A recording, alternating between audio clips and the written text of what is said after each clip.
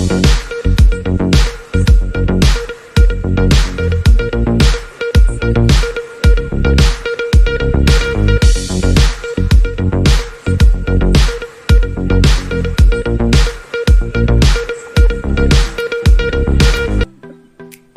morning, everyone, and welcome to KORONADALDAL Show! And my name is Kadaldal JEVER. At ako naman si Kadaldal Leia. I am Kadaldal Larra. And last but not the least, ako ang kadaldal nyo, Kadaldal Ryan. Ang araw na ito ay talagang napaka-espesyal sapagkat isa sa makakapanayam natin sa araw na ito ay isang guro na pinagmamalaki ng paaralang Concepcion National High School na naging alma mater nating apat. Tama ka riyan, Kadaldal Jever. Dahil itong ating panauhing tandangal ngayong araw ay nakapagtapos ng kanyang doctorate degree sa Notre Dame of the Jungas University. Isa rin siyang batikang school paper advisor ng Angkalatas Publication sa naturang paaralan. Hindi naman siya nagpapahuli sa larangan ng larong chess.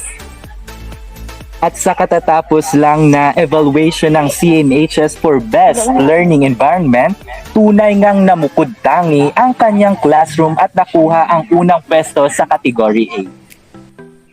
Mga kadaldal, she is happily married to her husband, Mr. Joel Cañedo Antenor, and also a teacher in Concepcion National High School, and has a 2-year-old baby boy named Sean Derrick Antenor.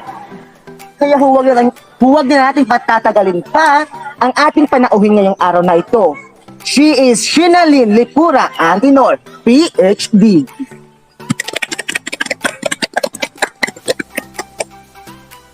Magandang umaga sa lahat. Magandang umaga, ma'am.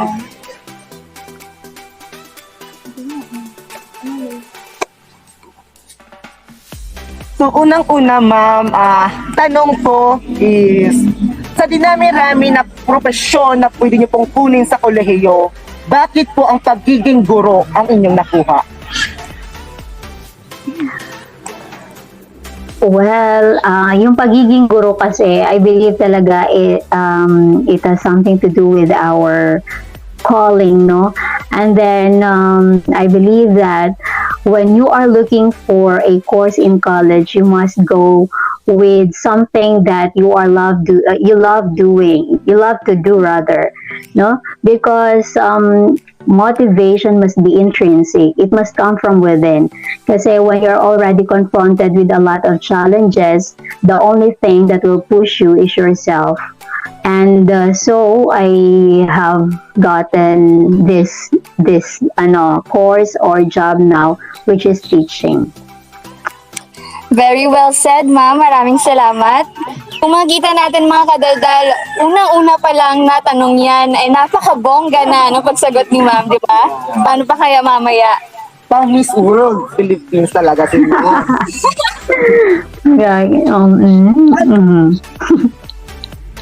At ngayon ma'am, bilang isang guro, hindi ba't gumagawa kayo ng mga assessment? Ngayon, as a teacher, how will you define assessment? Okay. Yung assessment, Jever, actually, it's an umbrella term, no? We teachers, assessment has a big role in what we are doing. Well, if we will base it, the dictionary meaning of assessment, it is an umbrella term, no? It is an umbrella term which refers to the process of collecting, gathering, evaluating, and interpreting students' performances and academic achievement. So pag sinabi nating assessment, it involves quizzes, okay, giving quizzes, performance tasks to our students, written tests, okay? So we are giving them to gauge whether our students have grasped the lesson we are giving them. Okay, ma'am. Follow up for those that you said assessment. What can you do to help your students learn better? Well, what to do to make my students learn better? if I would contextualize your question, Ryan, in our situation right now, which is pandemic, I think the best thing to do now, in order for my students to learn, is to open a line of communication. Okay, now more than ever is the best time to open the line of communication to our students, especially that we are in the process of change. No, we have different learning modalities. In fact, we have turned into 360 degrees in terms of employing our digital modular learning modality and the rest of the distance learning modalities we have right now. So I think the best thing to do this pandemic is to open the line of communication. Students are groping right now what and how to do with the regards to accessing quality education. And aside from that, we have to deal as well in terms of the mental health of our students. That is why it is important to open a line of communication between and among not only to our students but to parents as well, para ma-bridge natin yung gap, no? Because we in the Department of Education, we are into the directive as well of our secretary, which says that education must continue. So we are doing our best to deliver quality education to our learners despite this pandemic. So I think that's it, Ryan. Thank you, ma'am. Follow-up question po, ma'am.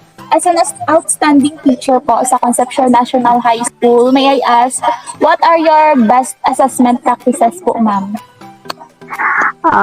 Assessment practices, actually, when we speak of practices, that varies depending on the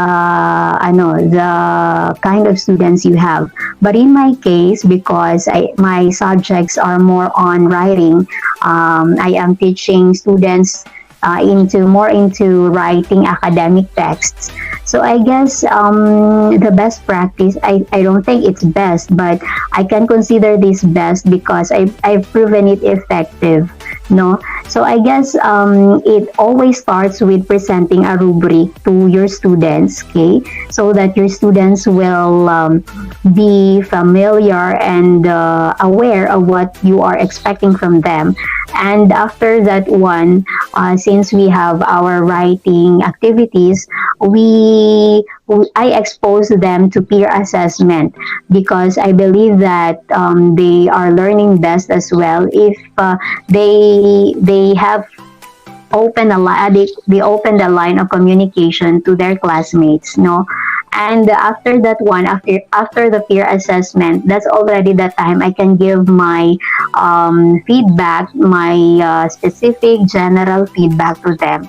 And together, we assess the the writing activity, and I communicate to them as well how to better improve their output.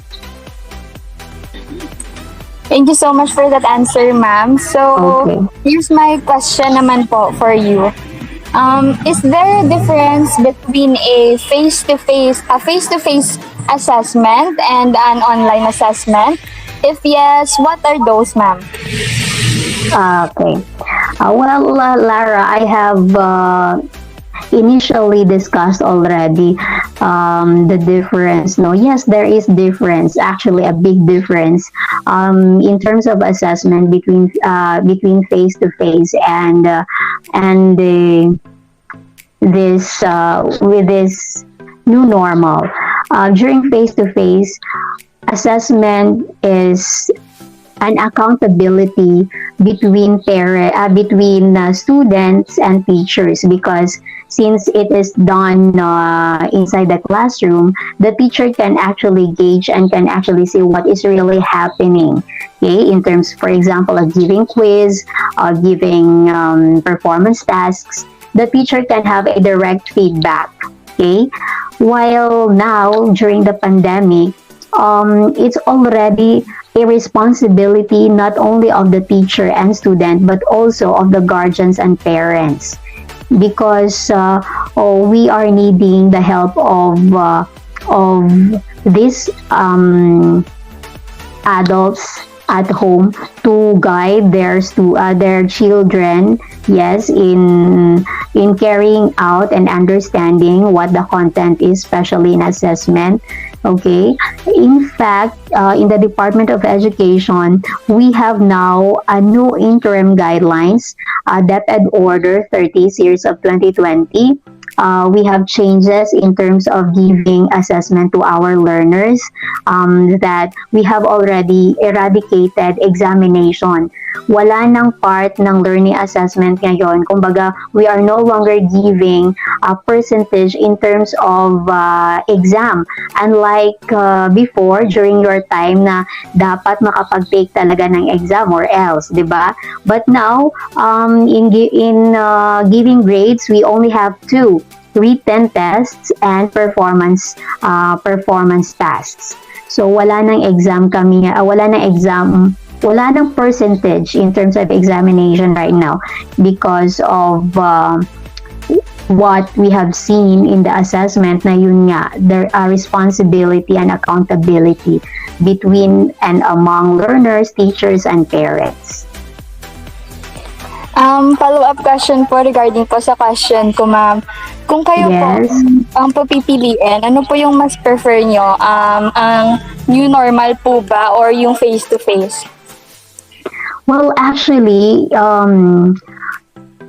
I would say that of course it's face to face, no, because I have a direct contact with my students. I can easily teach them. If they have questions, I can easily answer them. But you know what, Larra, I believe that this pandemic has also maximized the potential of teachers in terms of technology. You see, we have teachers in school na, of course, they are not using Google Meet, Google Classroom, and Zoom, but because of this, they were able to maximize the potential. And we have seen as well the advantage of this pandemic, you know, that we were able to discover and unleash the potential not only of our teachers but also of students in terms of different online platforms, that of the quizzes, okay, the Mentimeter, of course, for sure you are already familiar some of those apps, no? So parang we are moving forward because we have discovered something in this new normal. So may mga advantages and disadvantages talaga, no? But I hope we can meet halfway. In terms of accommodating the advantages in face-to-face and in the new normal, in terms of delivering quality instruction to our learners. Thank you, ma'am. Okay, ma'am, here is another question now for you. Do you agree about the statement of George Evans that not all learners can learn the same thing in the same way and at the same time? Yes, Ryan, I agree because I believe into the theory of multiple intelligences, that learners have different orientations, different backgrounds, different intelligences. Maybe that learner is not good in what do you call this? Logic. He is not logical, but he might be good in sports. Or that learner may be good in talking and speaking, but not really in terms of writing. So because learners have different backgrounds, they have different intelligences. That's why we should not give them the same measurement, or kumbaga hindi dapat sila bigyan ng isang sukatan, no, kasi mayroon silang iba-ibang pangangailangan, meron silang iba-ibang kakayahan. And so That's why we teachers, we develop more in terms of accommodating the different analysis needs of our learners. We give and we employ differentiated instruction. In differentiated instruction, we group our students wherein we give time for them to develop their logical skills, their kinesthetic, and then their logical, mathematical, okay, and then their arts, something like that. So it is true and it is very agreeable what Evan said, that learners have different orientations and different backgrounds. Another question. Yes. It's important to apply Bloom's taxonomy in making paper and pencil tests such as quizzes and exams, ma'am. Yes, Bloom's taxonomy, we are actually using that one, especially when we are making our TOS, table of specification. Before you do your examination, you have to come up first with the TOS or table of specification. Because in there, you are, what do you call this? You are specifying the items. Like, for example, ilan ba dito dapat sa comprehension, ilan dito dapat sa memory recall, evaluation, and all of that. So, this time, we are using as well Krathwohl's behavioral terms in making exams, no? Pero may similarity lang din sila ni Bloom's. However, yung kay Krathwohl, creating yung highest niya. Okay, but still, we find that of Bloom's taxonomy important and significant in making exams. Thank you, ma'am. Here's another question. What are your understanding and significant experiences when we talk about teacher-made test? Hello, Larra. So again, it's teacher-made test, right? Yes, ma'am.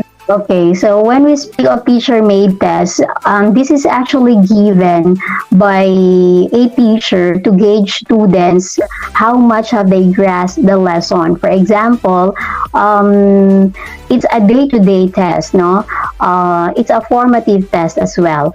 You are giving this to students because you want to identify which part of the lesson they find it difficult to deal with, and that will be your basis in order to improve your teaching. Okay, whether they have mastered the competencies or not, or whether they have attained your specific objectives in a day. So you are giving a teacher-made test. So from the word itself, teacher-made, the teacher is making the test in order to gauge whether students have understood the lesson. It's not necessarily a standardized test which is evaluated by many, okay? But its purpose merely is to improve your teaching and to assess whether students have achieved your learning objectives. Yung sa personal experience niyo naman po sa teacher-made test, ma'am, nahihirapan po ba kayo sa paggawa nito or basic lang po para sa inyo? Well, in terms of my experience, Larra, I find it challenging, not because it's difficult to make, but because of the overlapping activities we are dealing with as a teacher. But actually, mahirap siya sa una. But if you already have test bank, no, and you are always into looking for the objectives lang, then you know it will really be easy to do formative or teacher-made test. Oo. Okay, ma'am. Thank you so much. So, ma'am, because of your teaching strategies and teaching technique, isa po kayo sa naging inspirasyon namin. And last question na po, ma'am, is what is your message to those aspiring teacher or future educator like us po? Okay.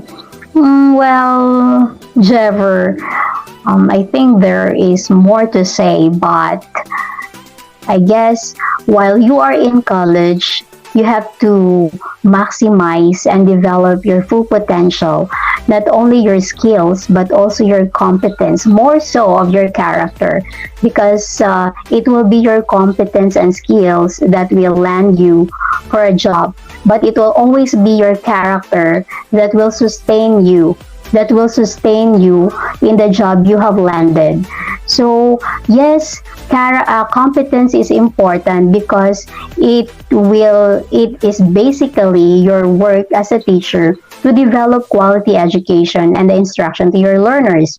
Skills are equally important because you will be left behind when you are already in the teaching job. It is not only to teach, okay, but you have to maximize your potential in terms of technology, 21st century skills, critical thinking, innovation, okay, because basically you cannot give what you do not have.